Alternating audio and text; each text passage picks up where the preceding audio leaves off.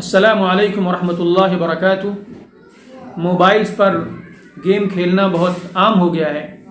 ان میں سے کچھ کھیل تو محض انٹرٹینمنٹ کے لیے ہوتے ہیں، سیر و تفریح کے لیے ہوتے ہیں، اور اس میں کوئی حرام اور ناجائز شکل نہیں پائی جاتی، سوائے یہ کہ وہ بہت زیادہ ان میں مشغول ہو جانے سے غفلت ہو جاتی ہے اور انسان اپنے دینی اعمال سے، اپنے فرائض سے غافل ہو جاتا ہے۔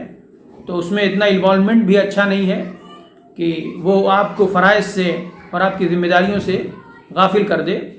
لیکن اسی کے ساتھ ساتھ کچھ ایسے گیمز ہوتے ہیں جن میں قمار کی شکل یعنی جوئے کی شکل پائی جاتی ہے۔ مثلا کوئی بھی ایسا گیم جس میں آپ سرٹین اماؤنٹ لگائیں اور سرٹین اماؤنٹ لگانے کے بعد، ایک متعین رقم لگانے کے بعد، اس بات کا بھی امکان رہے کہ آپ کو فائدہ ہو اور اس بات کا بھی امکان ہو کہ آپ کو نقصان ہو۔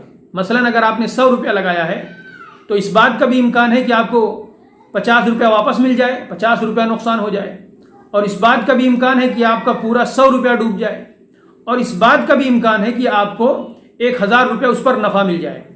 تو اس طرح کے جتنے بھی گیمز ہیں وہ جوئے کی شکل میں آتے ہیں، جوئے کے زمرے میں آتے ہیں، لہذا ان کا کھیلنا ناجائز ہے، ان سے ہمیں پرہیز کرنا چاہیے۔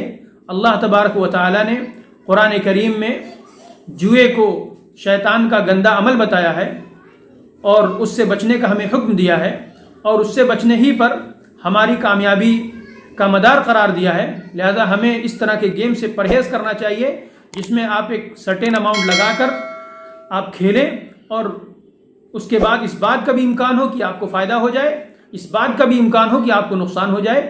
ایسے تمام گیم سے بچیں۔ اللہ تبارک و تعالیٰ سے دعا ہے کہ اللہ تبارک و تعالیٰ ہمیں ہر حرام اور ناجائز کام سے محفوظ فرمائے اور حلال، جائز اور پسندیدہ کاموں کی توفیق عطا فرمائے۔ آمین۔